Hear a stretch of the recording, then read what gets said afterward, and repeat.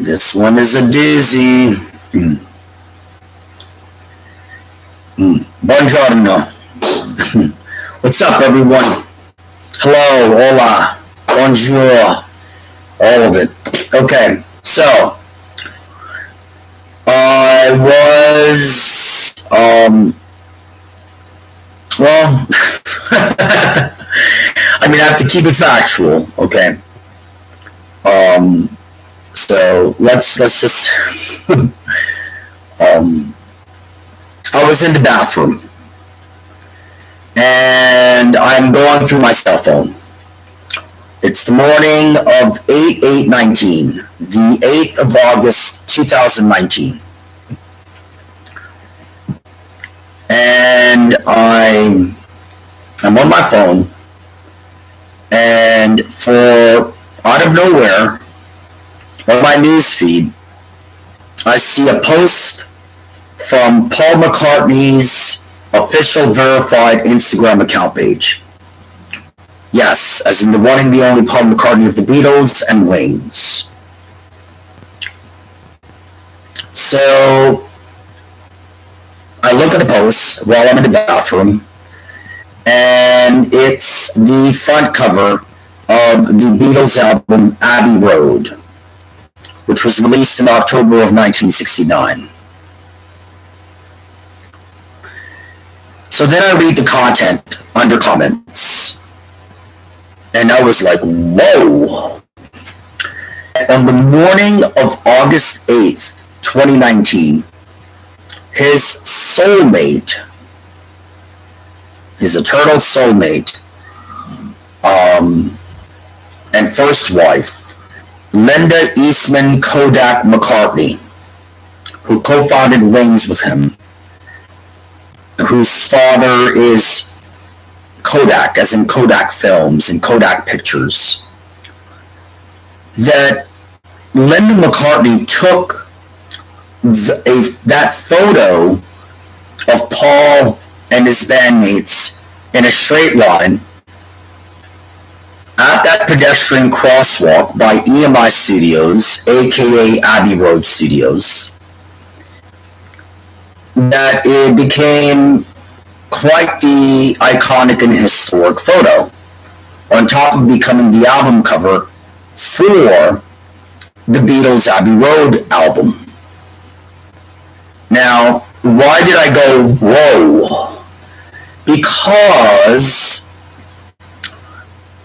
Paul McCartney, I learned when I looked at that post on my newsfeed on Instagram, that it was the 50th anniversary morning of 8/8/19 versus when his wife, Linda Eastman KODAK McCartney of Wings, took that photo of he and his fellow Beatles that very morning of August 8th, 1969.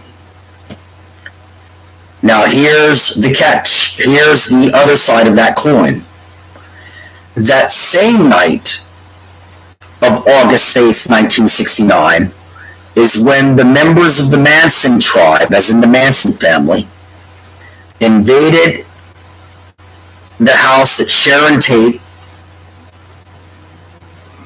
and Roman Polanski were renting from the record producer Terry Belcher, the son of Doris Day, which was at 10050 Cielo Drive in Bel Air, California.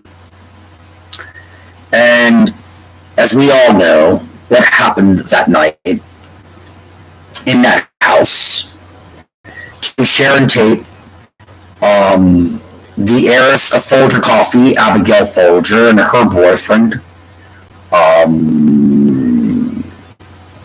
something Frykowski, and Jay Sebring, the celebrity hairstylist who was Sharon Tate's ex-boyfriend, but who was there to keep her company because Roman Polanski was still in Europa working on a screenplay for a movie. So what blew me away is to find out on the 50th anniversary morning of August 8th, 2019 versus August 8th, 1969 in the bathroom, that the same morning that Linda Eastman COINCIDENTLY, that became the album cover for Abbey Road, released that October of 1969, was the same morning of the same night on the other side of the ocean and on the far end of the west coast of the U.S., where members of the Manson tribe did what they did to Sharon Tate, Frykowski, Abigail Folger, and Jay Sebring in the house. So this all happened same morning, same night of August 8th, 1969. I learned of this randomly, but not, while I'm in the bathroom scrolling through my cell phone on my newsfeed on Instagram.